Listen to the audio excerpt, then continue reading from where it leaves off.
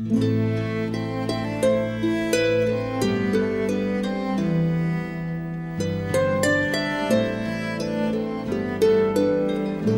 tardes. Vamos a dar comienzo a nuestro último día de esta jornada de Filosofía y Juventud con la conferencia La ética como motor de desarrollo. Tenemos al ponente Harry Costin, doctor en Administración con mención en Estrategia por la Universidad de Boston y máster en Educación por la Universidad de Harvard. Dicta cátedra en universidades de Estados Unidos, Francia y Alemania y es profesor e investigador en la Escuela de Filosofía en Nueva Acrópolis.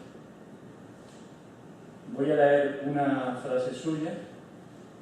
Hemos perdido el valor de las cosas, pues lo importante son los recursos por encima del dinero. Tenemos que salir del modelo actual para transitar un nuevo camino basado en los valores humanistas y cubrir las necesidades entre nosotros sin depender del Estado.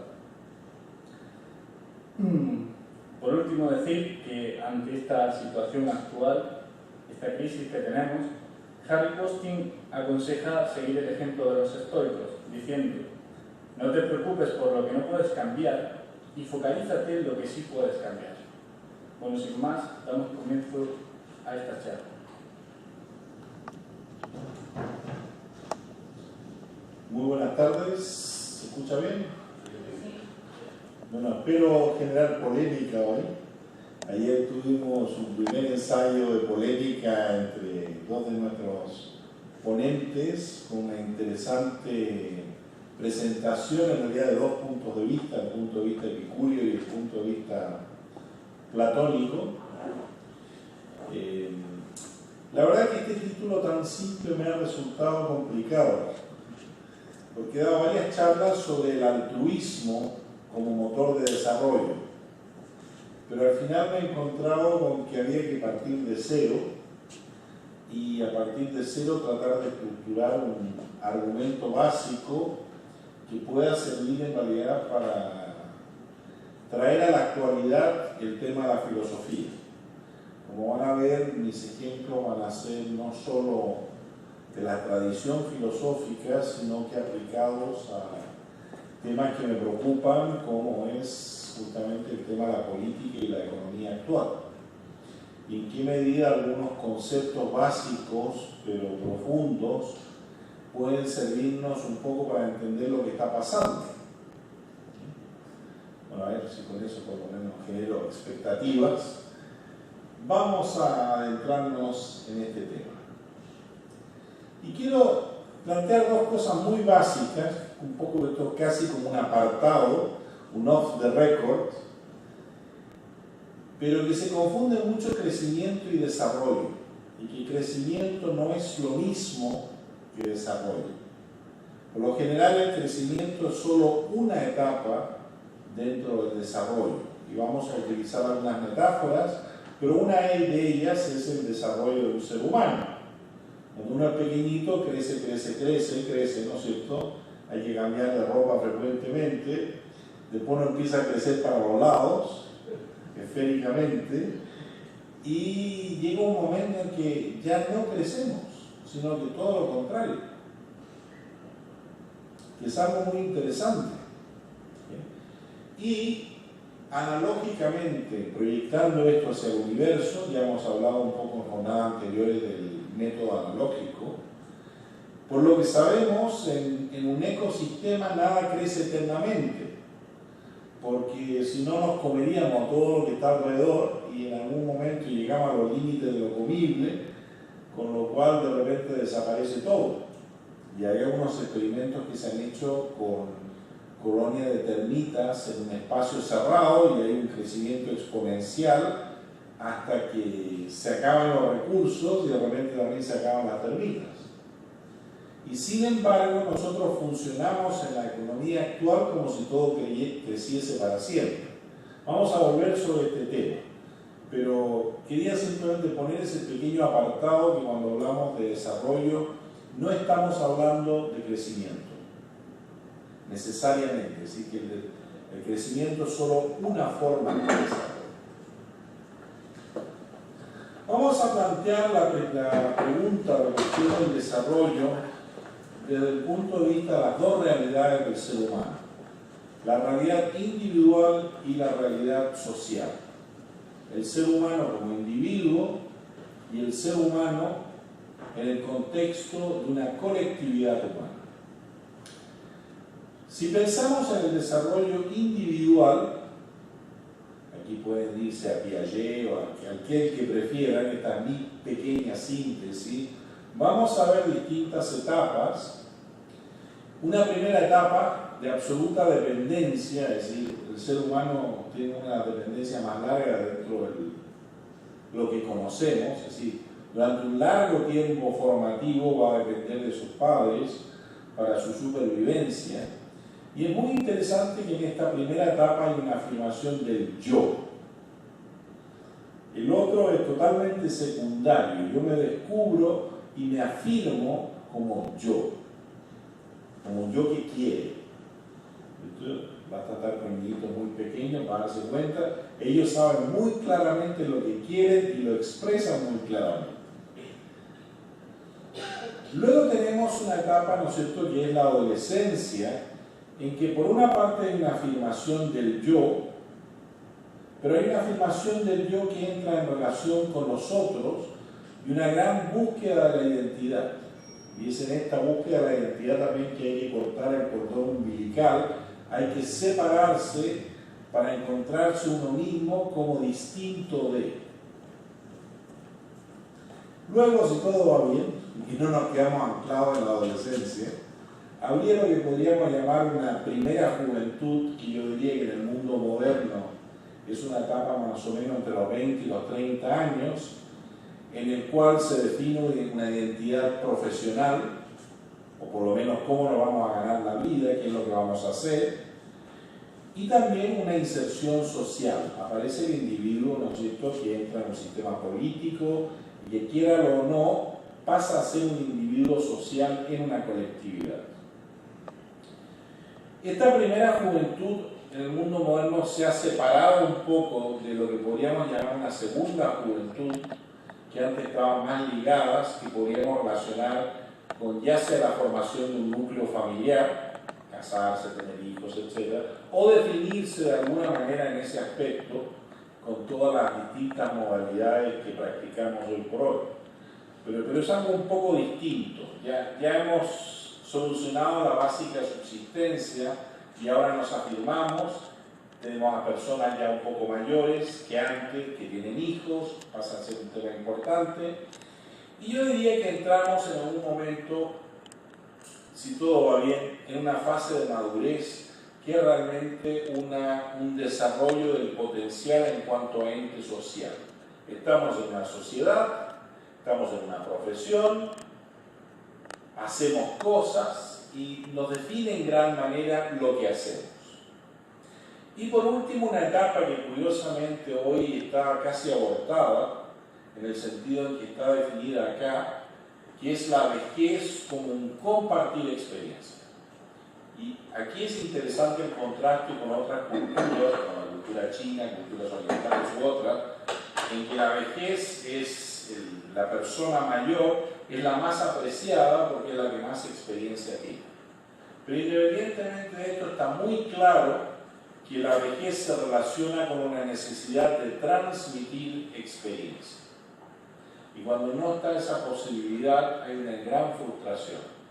Y debo decir que para mí uno de los espectáculos más penosos de nuestras grandes sociedades son nuestros mayores viviendo solos, ya con esfuerzo, no sé cómo ven con sus compras, muy solos en las grandes ciudades. Y la verdad que por lo menos a mí me da una gran pena, pues una enorme riqueza que desaprovechamos.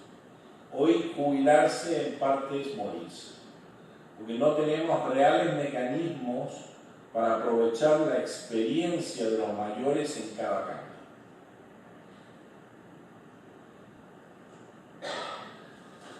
El psicólogo Abraham Maslow nos planteó un desarrollo en relación a ir llenando distintas necesidades, desde necesidades, llamémosle básicas, hasta necesidades que casi podríamos llamar espirituales.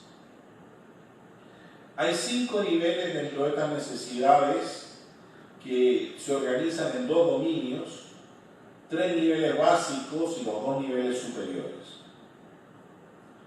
Según Maslow, es muy difícil para nosotros desarrollarnos o pensar en el siguiente nivel si no hemos satisfecho básicamente el nivel inferior. Entonces, ¿cuál es el primer nivel? Es todo lo que tiene que ver con la supervivencia en un sentido físico-material. Con todos los elementos básicos, comer, dormir, reproducirse, etc., que se relaciona mucho con el nivel instintivo. Y ustedes saben que si uno tiene sueño y hambre, como los bebés, la verdad que cuesta funcionar. Pero es muy interesante que aparece un segundo nivel, que es la necesidad de sentirse seguro. Ya no es simplemente sobrevivir en el bosque seguro de que no vengan las fieras a comernos, porque aquí entra la seguridad material. Un mínimo sentido de seguridad, y es muy interesante esto, porque aquí es donde está el terremoto en este momento. Hay mucha gente que, ya sea por razones reales o imaginadas, y las unas pueden ser tan válidas como las otras, se sienten atacados en este nivel. Y yo diría que entre aquellos que se sienten los más atacados están los jóvenes, y con buena razón. Entonces, si el nivel de desempleo juvenil es 50% más, y yo soy un joven universitario y digo, bueno, ¿qué futuro tengo? Al menos dentro de aquello que me ha costado tanto, que es desarrollarme profesionalmente. He hecho 5 pasantías, 3 másters y no hay llovía. ¿Qué significa? ¿Me tengo que poner a aprender alemán ahora? ¿A reírme? Entonces esto es muy real. Entonces, esto nos tiene copados. Y yo diría inhibidos en cuanto a posibilidades de otro desarrollo. Es un poco el tema de Maslow. Si estamos muy copados, si estamos muy ansiosos en un nivel de estos, el desarrollo se va a ver grandemente dificultado. Es interesante que el tercer nivel es el nivel de la filiación, el nivel de las relaciones. Aquí entramos en la adolescencia. Esto es realmente lo que se desarrolla en la adolescencia en cuanto a que generamos un círculo de amigos que ya empezamos a elegir nosotros. Esto se va a afirmar más todavía a nivel universitario, entonces ya no son solo los amigos del colegio que nos tocaron, sino que ya definimos a nuestras amistades, nos alejamos de algunos amigos y generamos realmente un círculo de amistades más afines a nuestros reales intereses. Estos serían los 3 niveles básicos de acuerdo a Maslow. Si logramos mínimamente satisfacerlos, va a aparecer un cuarto nivel que es la afirmación del yo adulto, del yo social. ¿Sí? Y es por eso que van a aparecer dentro de estas necesidades el autorreconocimiento, la confianza, el respeto, el éxito, el definirse como un profesional útil. Y yo diría que hoy también estamos muy atacados en este sentido. Hay mucha gente frustrada porque no puede ejercer en lo suyo. Es decir, aunque por razones X tal vez no esté muy mal económicamente, ya sea por apoyo familiar, ya sea por otras razones, creo que hay muchísima gente que se encuentra muy inhibida en cuanto a su sentido social de desarrollo profesional. Pero el desarrollo profesional no es simplemente profesional como lo vemos nosotros. Yo creo que es un sentirse útil como ciudadano. Es algo muy importante. Y para Maslow, en realidad, si no hemos cumplido estas 4 etapas, va a ser muy difícil llegar a la 5ª etapa, que es la etapa de el verdadero desarrollo del potencial. Un algo que va más allá, que es distinto para cada uno de nosotros, porque es muy real. que realmente sentir que nos podemos desarrollar plenamente. Porque también hay gente que se desarrolla profesionalmente y siente que le falta algo. Entonces esa pregunta, bueno, ¿y qué más? Y aquí aparecería la filosofía, por ejemplo. Que en algún momento, cuando cumplimos las necesidades básicas, nos preguntamos por el porqué de las cosas, el sentido de la vida, el sentido de las cosas, el sentirse útil dentro de ese sentido, que es otro tipo de aspiración. Ya no es un algo que depende de los demás, ya no es incluso el yo, porque también la cuarta etapa es una etapa de yo, es un yo útil, es un yo ciudadano, pero es un yo. Aquí hay un algo más. Y es en ese sentido que Maslow incluso no limita esta quinta etapa, sino que habla realmente del desarrollo pleno del potencial individual. Pero muy interesante, como esto nos da pasos de desarrollo, no necesariamente de crecimiento, no es que cada vez seamos más grandes, sino que se van cumpliendo etapas, vamos llenando necesidades fundamentales y nos vamos dando la posibilidad, como una flor, de abrirnos a nuestro verdadero potencial.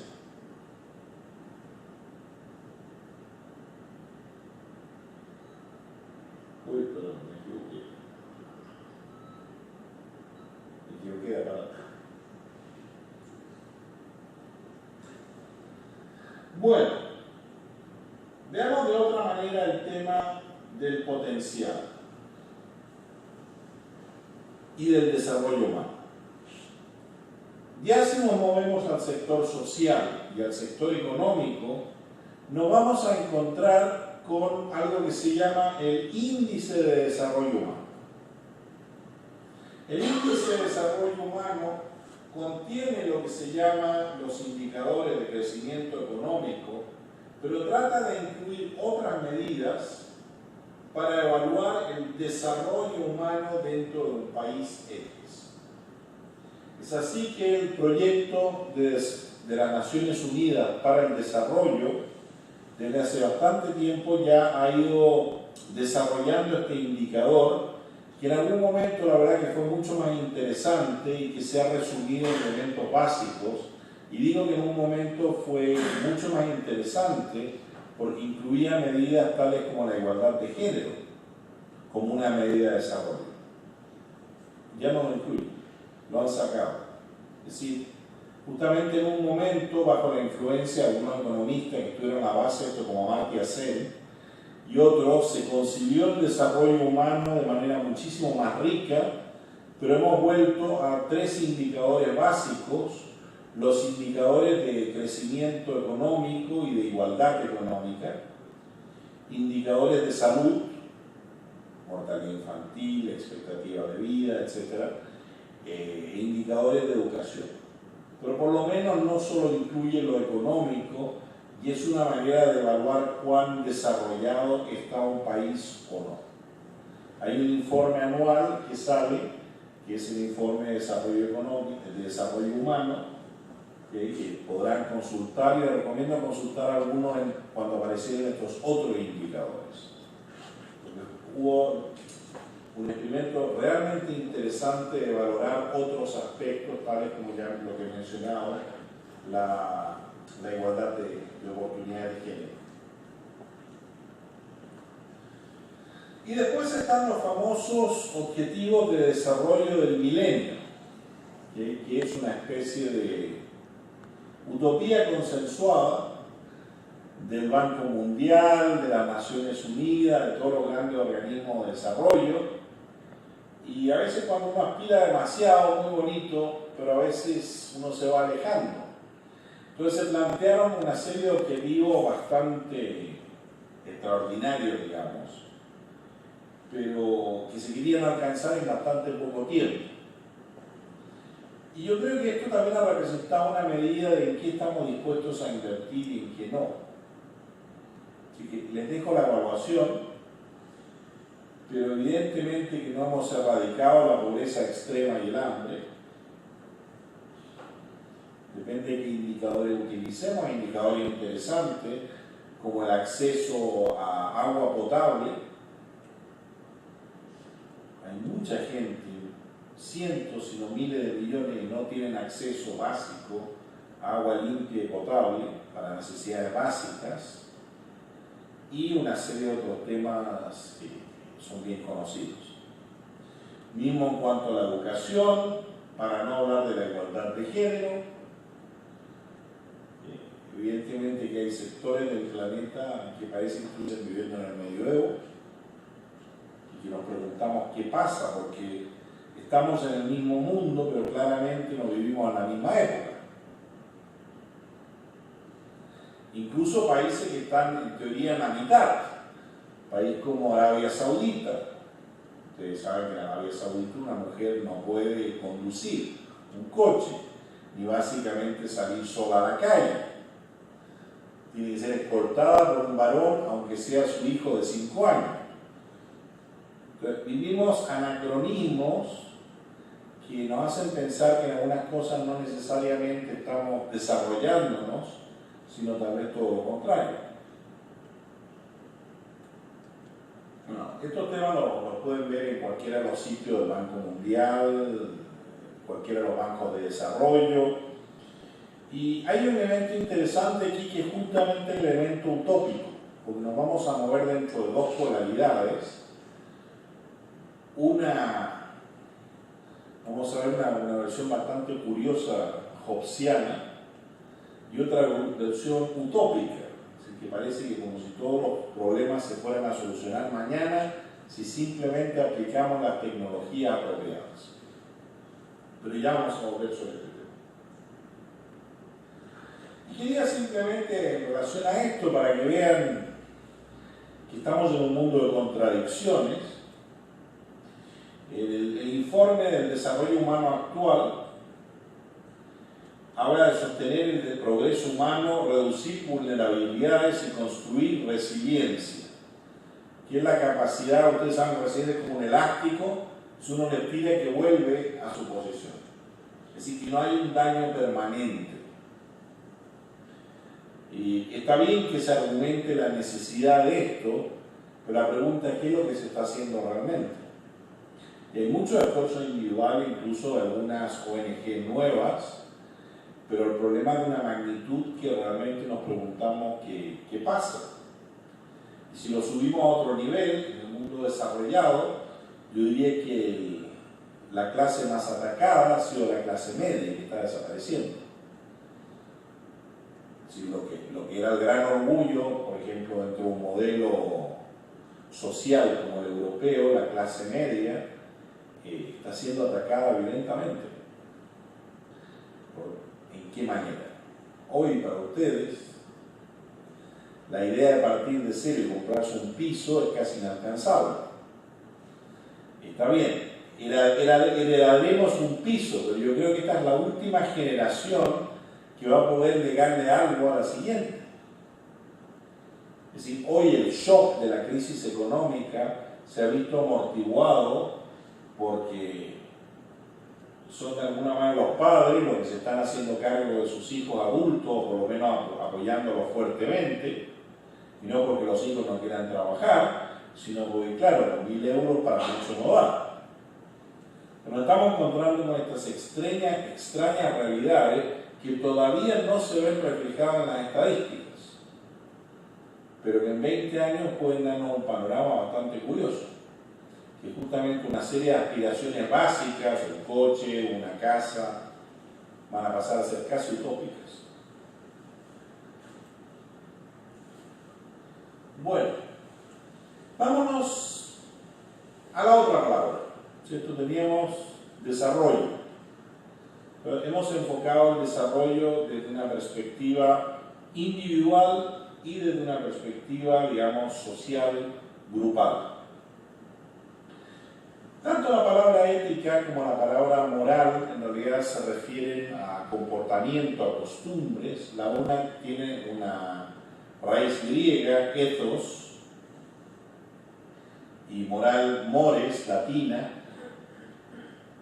Pero es útil el sugerir una pequeña diferencia, ya verán también por qué, en cuanto a que por lo general cuando hablamos de ética nos estamos refiriendo a valores y a principios, y cuando hablamos de moral hablamos de comportamiento, es decir, algo que podemos observar.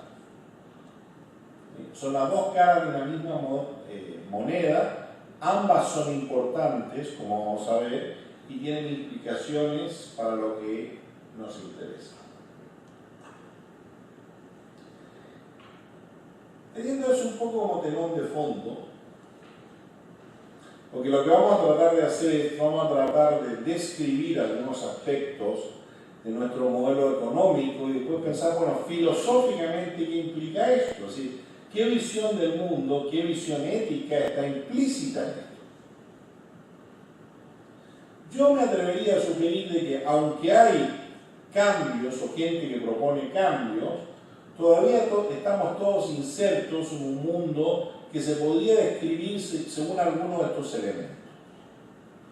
Por ejemplo, está muy claro que todavía avanzar significa crecer. Es decir, si el crecimiento de un país es cero, ese país va muy mal. Y hay crecimientos mínimos para que se considere, de acuerdo al estadio de desarrollo, para considerar que las cosas van bien. Es decir, si España crece un 0.3% es una porquería. Si España crece un 2%, bueno, ya la cosa está mejor. Si España crece un 5%, eso es fabuloso.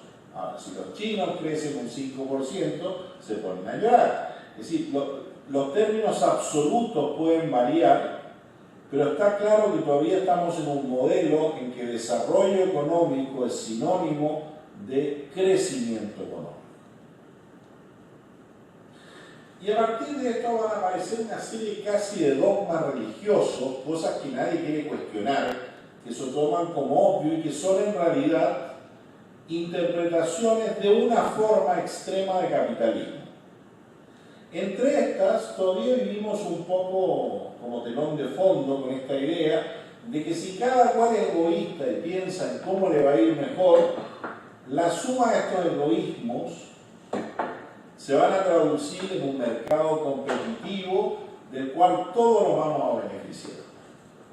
Es decir, que está muy bien ser egoísta, está muy bien el buscar su propio bienestar, sobre todo económico, porque eso va a redundar en una gran eficiencia a la hora de utilizar los recursos económicos. Y en este sentido, la competencia favorece a todos. Y evidentemente los mercados deben ser libres y competitivos, y si ustedes son de ciertas tendencias, el Estado tiene que jugar un rol mínimo. Eso es casi dogma de fe en Estados Unidos, si ustedes se van a la derecha del espectro político. Sí, ha habido presidentes que han dicho que el Estado es el problema. Y de alguna manera lo mejor es una especie de iniciativa individual muy poco enmarcada, porque eso nos beneficia a todos.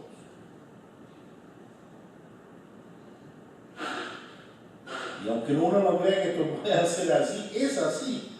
Es decir, hay grandes movimientos que realmente creen esto. Y la manera en que lo plantean no es algo basado en los hechos, sino que realmente estos son como principios fundacionales de lo que yo llamaría una religión capitalista. Porque quien cuestiona esto le va mal. Y yo ahora sí quisiera relacionar esto un poco con lo que sabemos de filosofía, agregando un par de nombres más a los que ya hemos estudiado. A mí la verdad que esto del capitalismo salvaje me recuerda mucho a Hobbes. Acuérdense que para Hobbes los seres humanos somos todas unas bestias que queremos matarnos entre nosotros, pero que en algún momento nos damos cuenta que, bueno, si seguimos por ahí nos vamos a terminar todos muertos, así que tenemos que lograr un mínimo acuerdo entre nosotros. Esta es como una versión negativa del contrato social. pero yo diría que es una especie de tregua en medio de una guerra entre fuerzas en pugna, y por lo menos a mí no me parece un modelo muy sostenible. Después, por el otro lado, tenemos una tradición de visiones románticas y utópicas, y yo aquí integraría esto de que la tecnología es la gran salvadora, ¿no es cierto? Que el problema energético no es tal, ya mañana vamos a encontrar la solución, o el sol irradia sobre el planeta más energía en un día que toda la energía que hemos consumido desde que existe el género humano. Entonces, que todo es un pequeño problema tecnológico que ya vamos a resolver como hemos resuelto muchas otras cosas. Y debo confesar que hace 2 días vi como 10 minutos de una película clásica que me dejó pensando en este respecto, y que es una película sobre cómo se construyó la bomba atómica, donde aparece el grupo ultra secreto guiado por Oppenheimer. Y hay un momento en que alguien se enfrenta a Oppenheimer, que él mismo, junto a muchos otros, después fueron grandes oponentes de la bomba atómica, y quisieron que no se construyese la siguiente bomba atómica mucho más poderosa, que era la bomba de hidrógeno, porque lo que se planteaba con la bomba atómica era que era el artilugio tecnológico que iba a resolver todas las guerras. Y como ahora Estados Unidos tenía el poder de destruir a quien fuese, nadie se atrevería a entrar en guerra, así que era en realidad un instrumento de paz. Y hay gente que realmente se ha creído estas cosas. Pero por eso yo quisiera integrar esto de la tecnología, no por sí misma, pero como a veces pensamos en la tecnología como una visión bastante utópica. Y hay gente bastante interesante como Kurzweiler, pero que básicamente dicen, bueno, y si el cuerpo humano no se sigue desarrollando, ¿qué más da? Porque ya tendremos la tecnología para tomar la conciencia y enchufarla en un robot. Y ahí se van a acabar todos los problemas. Y otra visión utópica que todos conocerán, que es el buen salvaje de Rousseau, que la verdad es que lo mejor es no educar a nadie y que siga de buen salvaje ahí perdido por ahí, pero ya somos muchos, así que imagino que un buen salvaje se encontrará con otro buen salvaje, le gustará la misma buena salvaje y empezará de nuevo el puente humano.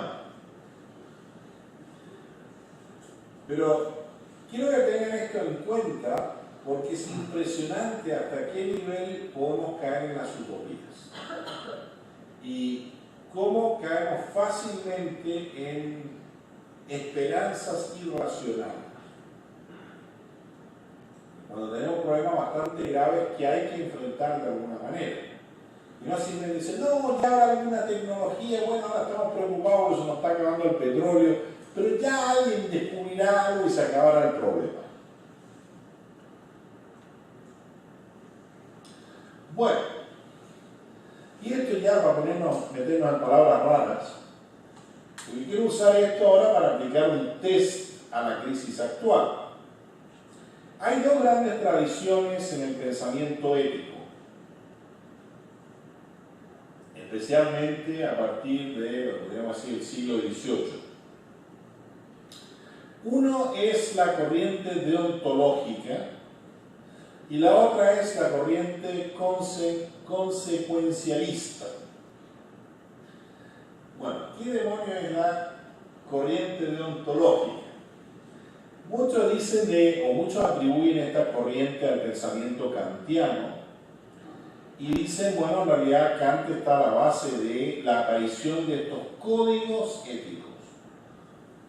Y hoy, donde más conocemos las deontologías es en las profesiones. Existe una deontología médica, cualquiera que es un abogado tiene su propia deontología, es decir, son códigos de conducta que determinan lo que hay y lo que no hay que hacer. Por ejemplo, si alguien es una enfermera de la Cruz Roja o de otra institución y está en un campo de batalla, le va a tocar curar tanto a los amigos como a los enemigos de la misma manera. Eso es deontología médica, ¿cierto? Dentro de la deontología médica está el no hacer más daño. Sí, hay una serie de principios rectores y esto especialmente lo vamos a encontrar en las profesiones. Después está la tradición consecuencialista, más influenciada por el pensamiento pragmático anglosajón, que dice, bueno, nosotros queremos pensar en blanco y negro, pero la verdad es que vivimos en un mundo de grises. Entonces muchas veces, antes de juzgar si algo es bueno o malo, tenemos que ver las consecuencias. Déjenme darles un ejemplo.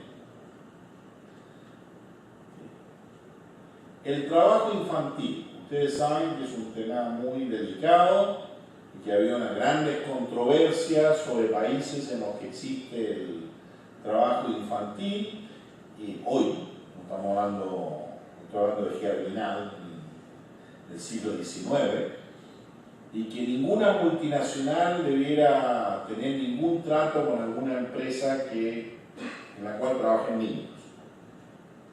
Que un niño debiera estar en el colegio, debiera estar en su casa, no trabajando, punto. ¿Cuál sería la versión consecuencialista?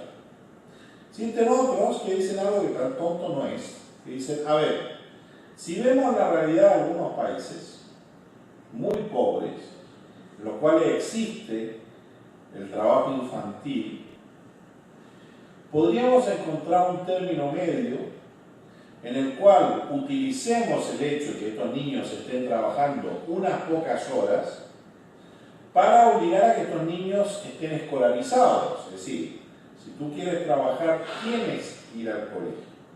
Con lo cual atacamos un doble problema, que es un problema económico, de que estos niños contribuyen de manera importante a los escasos ingresos de esa familia, y por otra parte necesitan escolarización.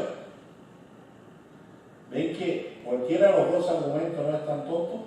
Pero son dos tradiciones éticas distintas y una pregunta para ustedes, ¿en qué campo están? Porque nosotros normalmente, sin saberlo, darnos cuenta, estamos más en un lado o en el otro. Es decir, tendemos a ser más bien deontólogos o consecuencialistas. Pero son dos tradiciones importante dentro de la ética. Bueno, ahora lo que quiero hacer es un test y apliquemos esto a la crisis económica actual. Es decir, veamos si los que nos metieron en este lío se salvan por un lado o por el otro. Bueno, a ver, según una visión deontológica, diríamos, bueno, está esta gente en finanzas y en una serie de otros campos, ¿hizo lo que tenían que hacer? Bueno, la verdad es que no. Que hay suficientes pruebas que muestran la violación de principios básicos como el conflicto de intereses. En Goldman Sachs estaban diciendo a todos los clientes que comprasen ciertos instrumentos financieros, mientras Goldman Sachs estaba liberando de todos sus activos financieros. Entonces, tenemos muchísimas contradicciones que nos hablan de un comportamiento que todos nosotros consideraríamos inmoral. Ahora veamos las consecuencias. Bueno, las consecuencias han sido bestiales. En menos de 10 años, el nivel de endeudamiento global de la mayor parte de los países desarrollados se ha duplicado. Sí, en menos de 10 años, colectivamente, debemos el doble de lo que debíamos antes. Y antes siempre, hermano, la película era Italia, que debía más del 100% de su Producto Interno Bruto. Hoy son la mayoría de los países los que están en ese nivel de endeudamiento. Y es una deuda intergeneracional. Pues la deuda está ahí, alguien la va a pagar. Normalmente la pagan todos, porque no son ricos. Pero por otra parte, si vemos las estadísticas recientes, en el último año, según creo que Forbes, si no me equivoco la fuente, el número de millonarios subió de 14 millones de millonarios a 17 millones de millonarios, es decir, un 20% más o menos. Y los activos de esta gente subieron casi un 10%. Es decir, eso que los ricos son cada vez más ricos y los pobres más pobres, no es un cuento chino. Quiero agregar otra dimensión, la incompetencia. Porque en teoría está la gente que eran los expertos en minimizar riesgos. ¿No es cierto? La gente que sabe finanzas, sabe cómo amortizar los riesgos y evaluar mejor los riesgos y tomar medidas preventivas. No, lo que generaron con esto fue una pandemia, es decir, una epidemia mundial. Todos se contagiaron y con los bonos basura americanos se vino abajo la economía del mundo. Como ven, no es tan difícil el tema. Lo que pasa es que es lo que hemos hecho al respecto, nada. No hay un banquero de talla que haya terminado en la cárcel. Y son los mismos los que siguen decidiendo. A mí me preocupa el tema.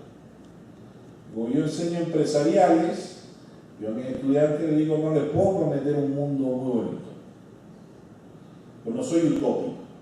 Sí creo en algunas soluciones, pero creo que justamente las soluciones parten de una ética individual.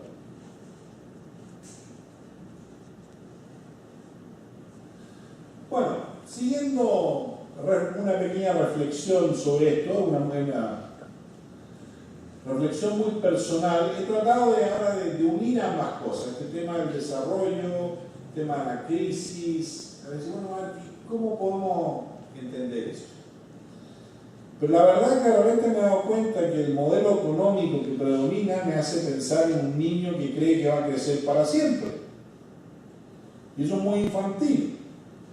Es una visión preadolescente del mundo en la cual predomina el yo. Y por otra parte, estos modelos utópicos me parecen bastante adolescentes.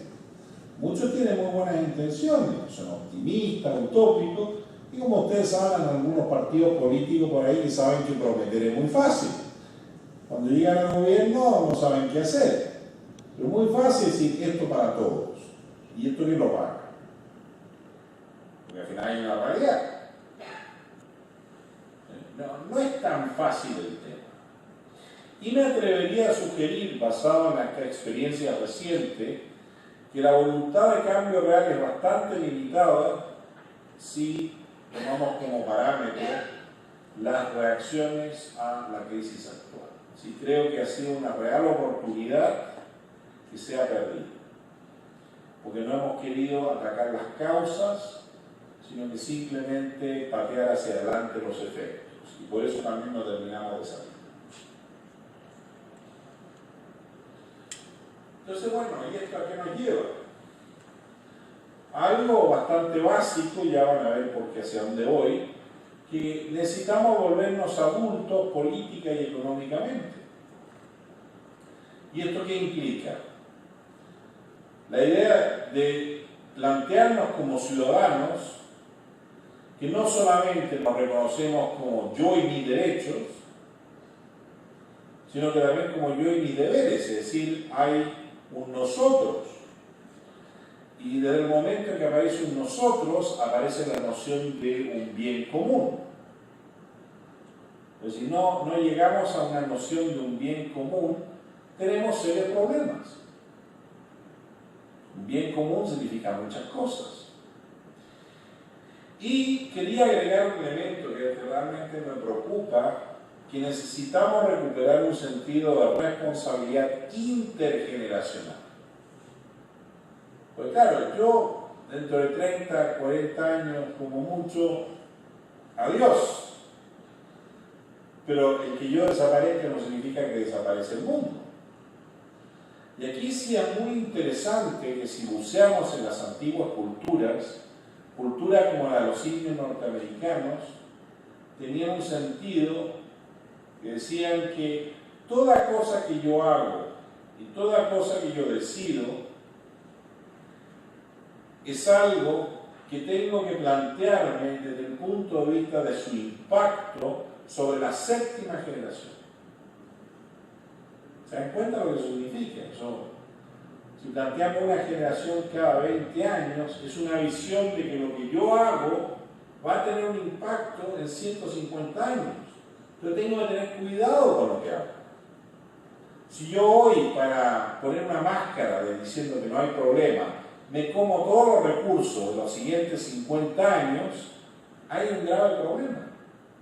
Entonces, lo que sí es muy claro es que esta visión del mundo que tenemos no tiene ningún sentido real de responsabilidad intergeneracional. Esto tiene muchas implicaciones.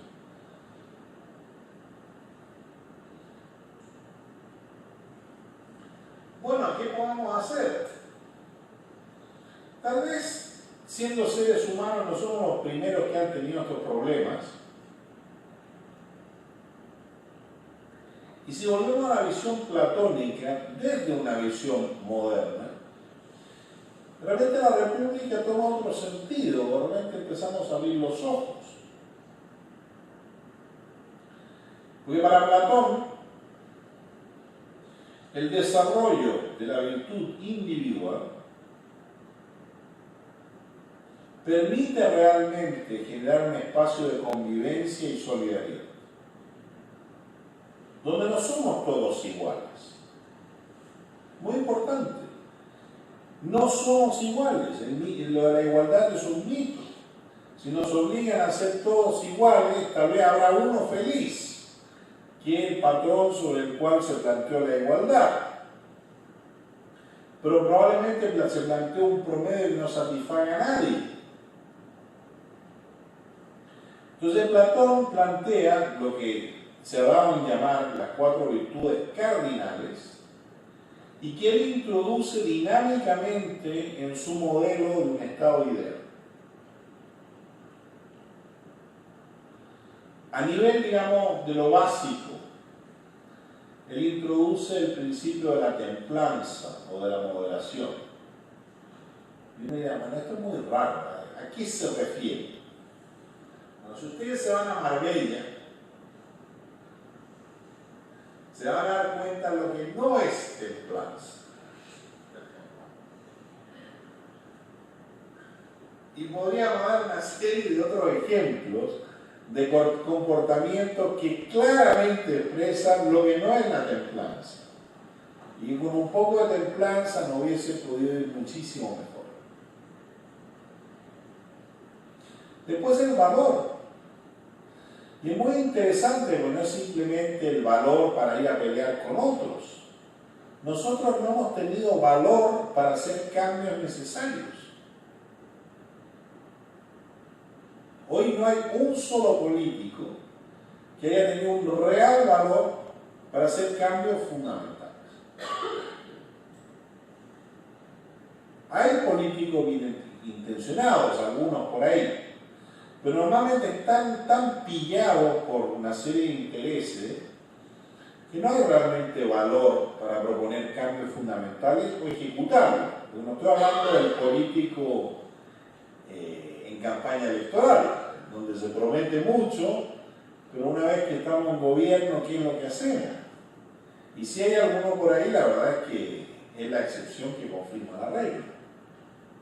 Por eso es muy interesante el observar los últimos 10 años. Acuérdense, la crisis explota en el 2007 y estamos en el 2014. Tenemos una perspectiva bastante amplia de quién ha hecho qué. Y en el mejor de los casos hemos actuado reaccionariamente, es decir, hemos reaccionado pero no atacando las causas de fondo. Con lo cual no se ha solucionado nada. La prudencia, como sinónimo de sabiduría. Y la justicia. No la ley que yo he hecho incluyendo una serie de agujeros por los cuales deslizarme si hace falta. Lo que es interesante es que cuando Platón, en el libro sexto de la República, dice que los filósofos debieran gobernar, nos está diciendo que estos filósofos es gente que ama estas cosas. Pero traducido a un lenguaje moderno, yo diría, ¿cuál es la solución platónica? Muy simple. Necesitamos ser gobernados por gente decente y competente. Pero si todo hoy por hoy nos llevamos la impresión que da lo mismo para qué lado nos vayamos, hay demasiados sinvergüenzas, y que el sistema está podrido, lo cual es peor, porque siempre puede haber algún sinvergüenza por aquí y por allá, pero cuando vemos como nadie se atreve a atacar las bases del sistema, por ejemplo, los sistemas de financiamiento, ¿sí? Hay puntos neurálgicos donde uno ve. Todos hablan de sacrificio, etc. ¿Cuántos políticos hay que se bajen el sueldo primero de ellos? No es complicado. Lo bueno de la ética es que no es un tema complicado. Ahora, déjenme ir un paso más allá. ¿En qué sentido podemos hablar de la ética como un motor, yo agregaría, fundamental, incluso para el desarrollo económico hoy?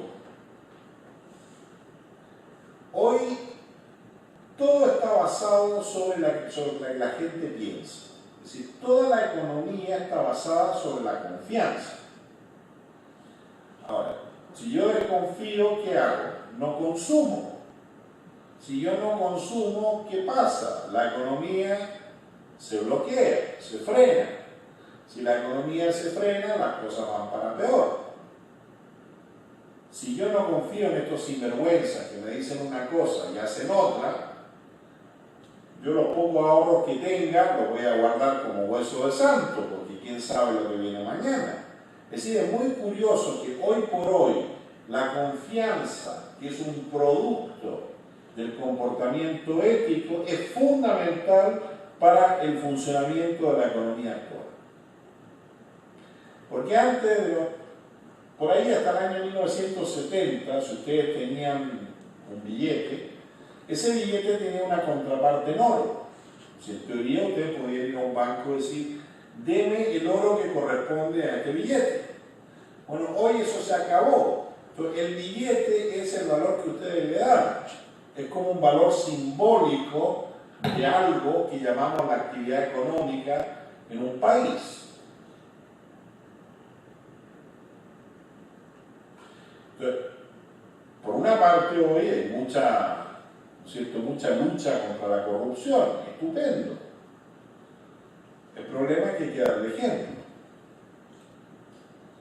Entonces, cuando entramos en el terreno de la ética, lo interesante es que tenemos un punto de partida sólido y que no es particularmente ambiguo. Ahora, Platón incluye las verdaderas intenciones. Por eso habla del amor a la justicia, por ejemplo. Todos nos podemos equivocar, pero amamos la justicia, nos interesa. O siempre, como niño de 5 años, el único punto de partida es yo. Yo quiero tener más juguetes. Porque si tengo más juguetes, soy más. Yo tengo un amigo en un país que no voy a mencionar, que es un arquitecto y le toca hacer estas casas así grandes. A veces, 1 o 2 veces me ha llevado a esas casas, ya no me invita más a ver las casas. Pero vamos a ver estas casas enormes. Y digo, bueno, ¿cuánta gente vive aquí? Tiene que ser proporcionado a la vida que tengamos, ¿no? Si hay 20 personas, 30 personas, bien. Pero si viven 4, ¿para aquí? Parece un buque fantasma. Pero como ven, existe otra vía. Y un poco lo que hemos estado explorando estos días es esa otra vía. Y esto no es nuevo. Los seres humanos somos seres humanos hace bastante tiempo. Pero la verdad que parece que mucho no hemos avanzado en los últimos 5.000 años. Lo que sí asusta un poco es ver la gente que está tomando ciertas decisiones hoy, especialmente si uno se encuentra con ellos. Pues muchos no tienen malas intenciones, pero sí parecen niños. Eso, cuando he relacionado el tema del desarrollo la verdad es que por lo menos para mí me ha dejado pensando, es decir, parece un mundo gobernado por niños y adolescentes, caprichosos. Y ahí es cuando uno empieza a respetar a Platón, cuando uno empieza a recordar su carta séptima, cuando un discípulo dice, mire, ven aquí, existe este joven nuevo gobernante que es sensible a la filosofía, pero que al final las malas influencias y los malos amigos pudieron más que los buenos consejos. Pero el ser humano, en realidad, para desarrollarse, tiene que definirse éticamente. Es decir, tiene que afirmarse en ciertos valores fundamentales que se tienen que traducir en un comportamiento. Con lo cual me permito darles una definición de filosofía un poco distinta que la que escuchamos ayer, por ejemplo, en la ponencia de Epicuro. Yo me atrevería a sugerir que sería útil el reconceptualizar, esto no es nuevo, la filosofía como la búsqueda de una coherencia entre nuestros ideales, nuestros pensamientos, nuestros sentimientos y nuestras acciones.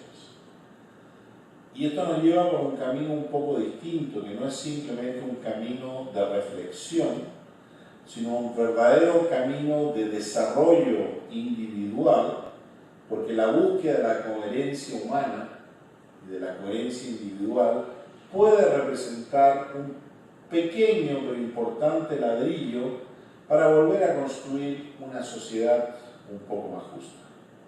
Gracias.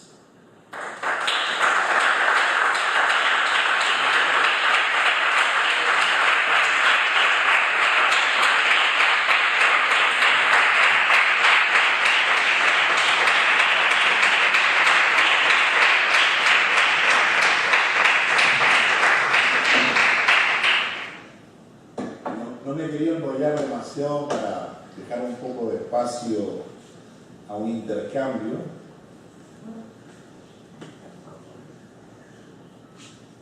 Sí.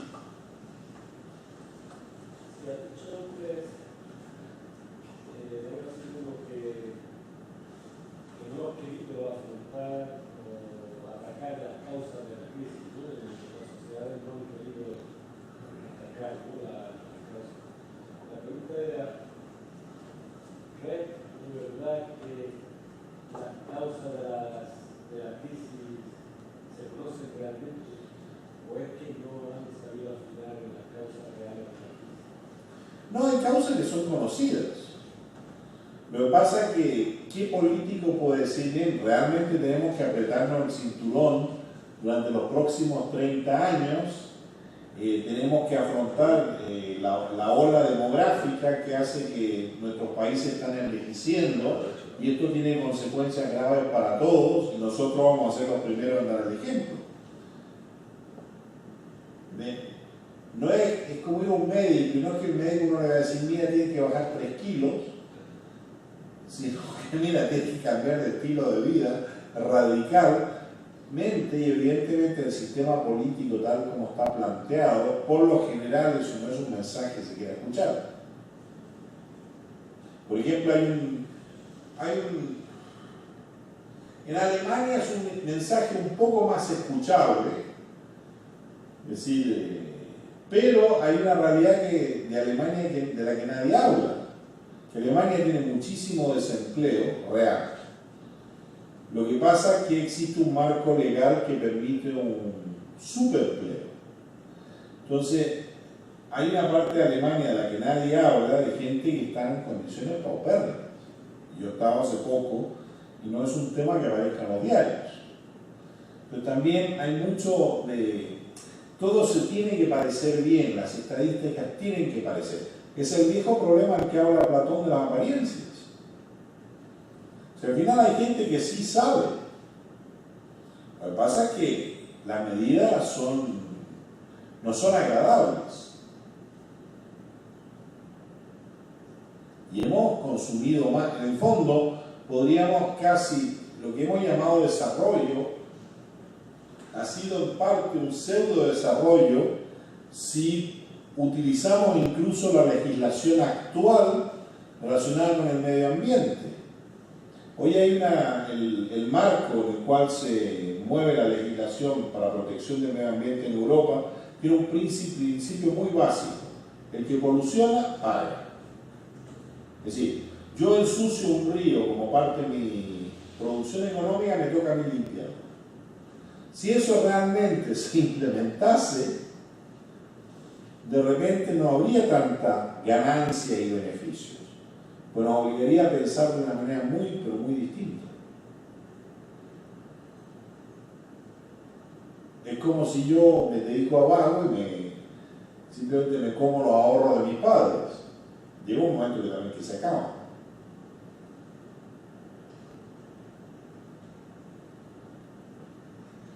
Sí. Pienso que a nivel mundial, en el marco de la globalización, realmente la posibilidad de hacer lo que se trató, pero no se puede decir más. Pero creo que también se puede trabajar con lo simbólico, porque hay una tecnología de la cumbre esta que ha habido en el Pacífico, que ha visto a Obama, con el presidente de China, todo el vecino de China, abrazándose y tal, y que parece ser que China y Estados Unidos se habían puesto de acuerdo para frenar la emisión de CO2. ¿No crees que este tipo de actos podrían tener algún valor simbólico como ejemplaridad o cómo lo enjuician? Sí, pero déjame hablar de este ejemplo real que estábamos todos hablando. Primeramente, China se ha comprometido muy vagamente para por ahí por el 2030. ¿Cómo decir? Vamos a seguir, va a ir subiendo la polución, pero en el 2030 va a llegar a su pico. Es decir, no es un gran compromiso. Y Obama yo creo que sí es alguien que le preocupa el tema seriamente, pero que ha quedado castrado políticamente. Entonces, sí me parece un manifiesto importante que diga sí, pero conociendo el sistema político americano, acuérdate de la Liga de las Naciones de Wilson. Como no fue ratificado, si todo el mundo se quería subir al barco menos a Estados Unidos, que era el que había armado el modelo. Entonces, no es que no tenga ningún valor, pero sí hay que ver a los actores involucrados.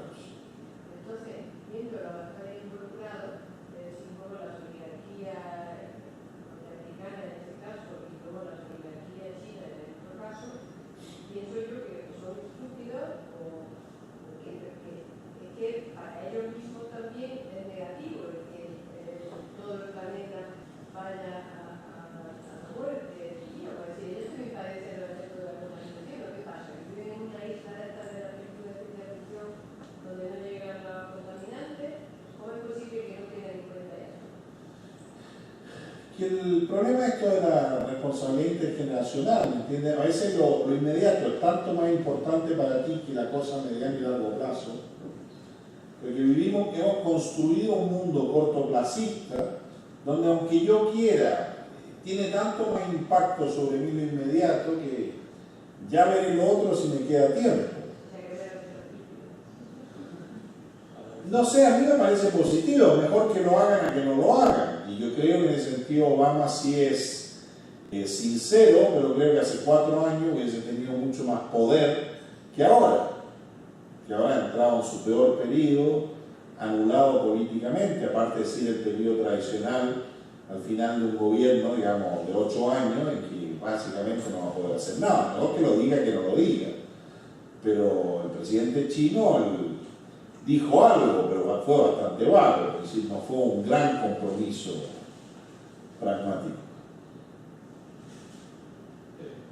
Bueno, yo quiero preguntarte una cosa, no sé si está de acuerdo conmigo, que la ruta de iceberg, que en realidad es la crisis económica, no hay más que un mal de fondo que es una crisis de valores éticos y morales. Es el gran mal de la sociedad. Sí, no puedo estar más de acuerdo contigo.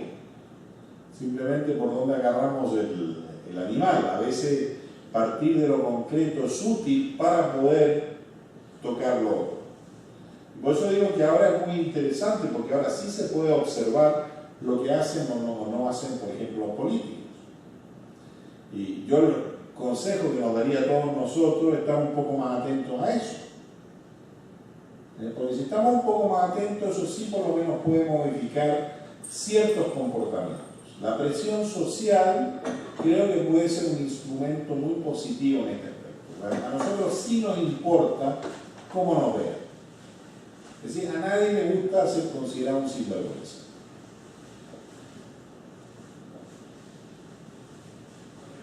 Sí. Una pregunta volviendo un poco al tema de Obama. ¿Cómo maneja la cuestión económica? Realmente, la economía americana progresó durante los años periodos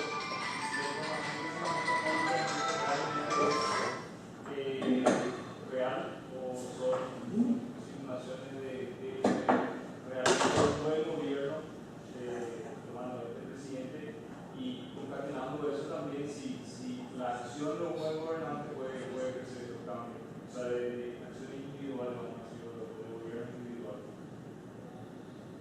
A ver, no es una pregunta fácil, no te puedo decir lo que yo creo. Lo que no creo es que uno pueda llegar a ciertos niveles políticos hoy por hoy sin el apoyo de ciertos grupos económicos. Y aunque tú seas una persona decente, de buenas intenciones, están en el fondo lo que te han puesto en poder y eso te van a cobrar.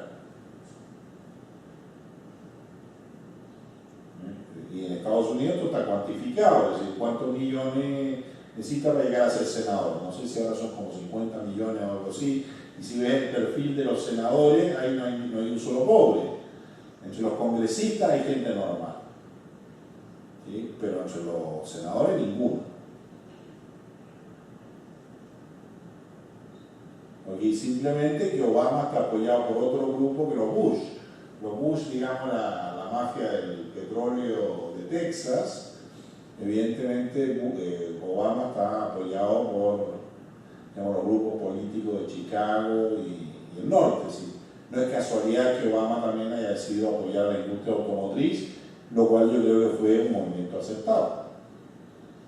Cada cual pertenece a un club y en términos platónicos, si ustedes quieren estudiar Estados Unidos, les recomiendo leer la descripción de Platón sobre cómo funciona una oligarquía. Si son grupos económicos muy poderosos que a veces se pelean a muerte, que a veces llegan a acuerdos, pero no es una dinámica democrática como nosotros la entenderíamos. Y ahora cuidado también en el sentido platónico lo que está sucediendo aquí en nuestro mundo más local, en el sentido de que ¿qué es lo que pasa cuando una democracia se desordena? Y aparecen aquellos que le dicen a la gente lo que quiere escuchar, los populistas, porque hablar es gratis, prometer absurdo es gratis. Pregúntense si es coherente lo que se está prometiendo o no, y un poco de dónde viene esta gente. Y vamos a tener que ver los currículos individuales un poco.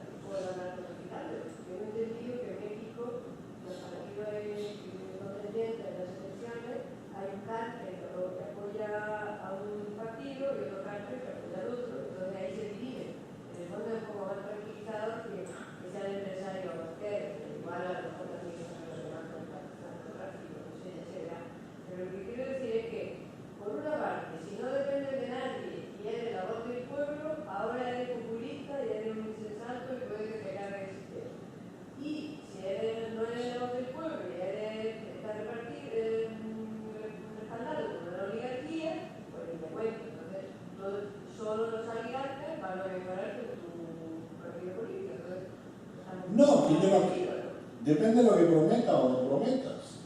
Yo creo que el discurso de la gente puede ser distinto y que hay gente decente que en un momento, yo soy platónico, puede decir, bueno, la verdad es que voy a tener que meterme a torear porque si no las cosas van para peor.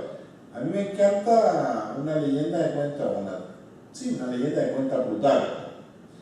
En la época de los principios de Roma, después de Rómulo, que bueno, que algunos dicen que subió al cielo, otros que lo mataron.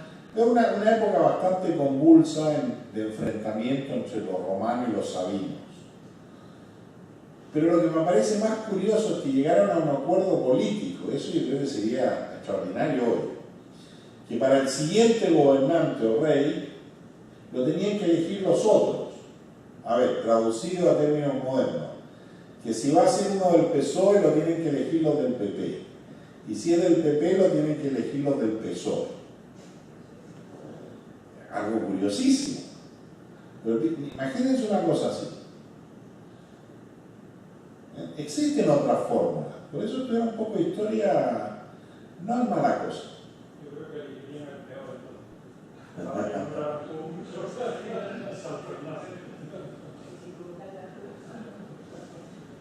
Sí.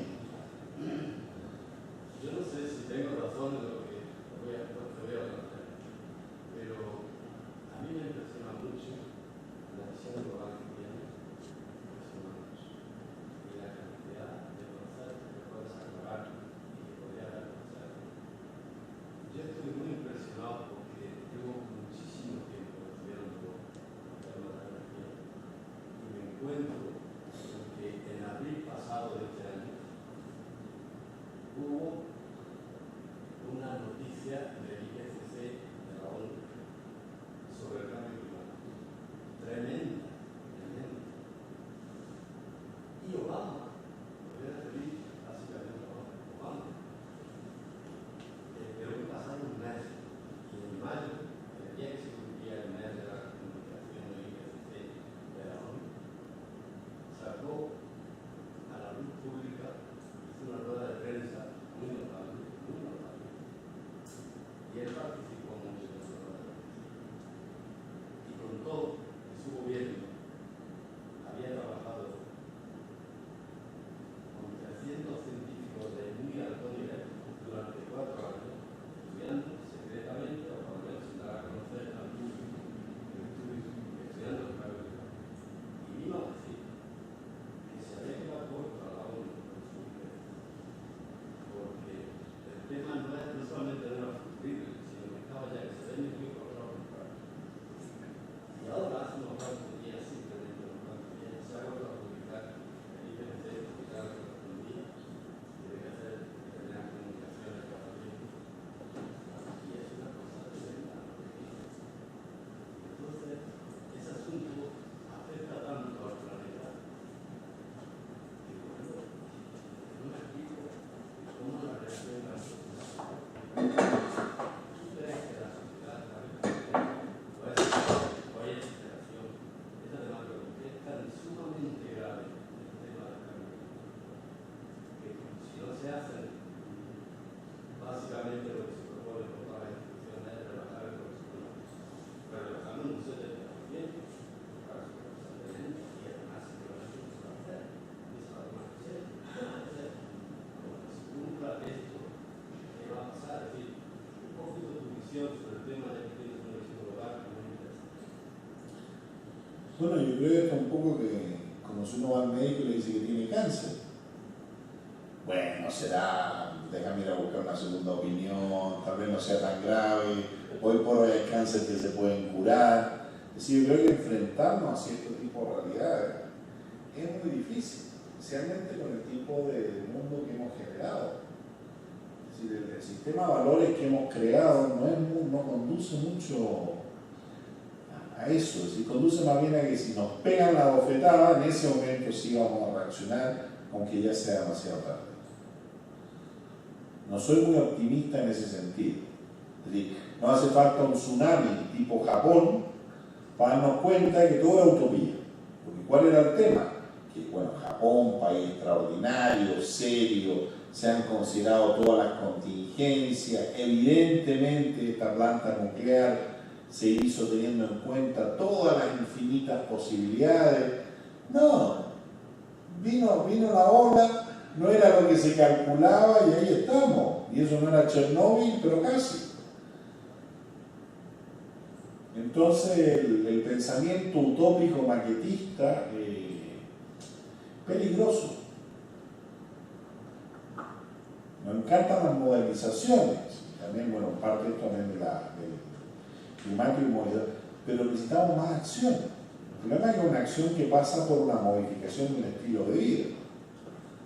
Y ahí ya es una discusión más profunda, porque aquí es donde nos encontramos las consecuencias del materialismo. ¿Dónde están mis valores? Y estos valores se traducen en una serie de cosas. ¿Cuáles son mis prioridades? Pero ya si tenemos tanta inercia, y yo creo que sí vamos a reaccionar, pero necesitamos un par de Chernóbil y Japón más, de tsunami más para tomárnoslo en serio. Y ahí tal vez incluso reaccionamos solo localmente. No sé qué decir. Yo simplemente pienso que ya tenemos suficientes signos de que si se concatenasen un par de los fenómenos que ya hemos visto, si que se activase el cinturón de volcanes del Pacífico, pero en vez de uno después del otro, un poco todo al mismo tiempo, se lleva la mitad de la humanidad. La mitad de la humanidad vive bastante cercano a las costas. Es decir, que ves que hay un peligro real. Sí. Pero ¿cómo hablarle a la sociedad para que sea capaz de exigir a su gobernante que haga esto? Porque si no tiene una temporada, es una garantía de una sociedad que es una cosa importantísima. Está en un lugar tan de interior donde se habla de la posibilidad de la grave evento de la raza humana que es muy grave. Bueno, no soy un optimista, debo confesar. Pero sí creo que tenemos que volver a la clave individual y de los pequeños grupos.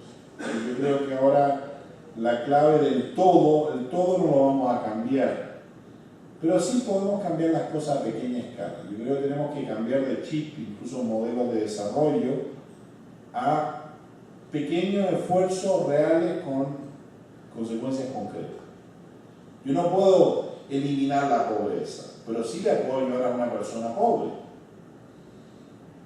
Y sí puedo integrar esto en un sistema de educación y hacer que los alumnos ya desde pequeños se acostumbren y vean esa realidad y se sensibilicen a esa realidad. Y en eso sí creo. Como lo estoico. Preocúpate de aquello que sí puedes cambiar. Si no, claro, nos desesperamos y quedamos en el inmovilismo. Así que los problemas son tan graves que yo individualmente no puedo hacer nada, entonces no hago nada.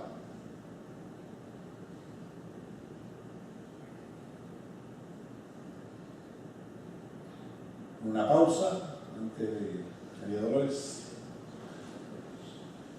¿Cuánto tiempo? Son las 6. A las 6:30 en punto regresamos. Bueno, ya me he escuchado, 6 que queda 6.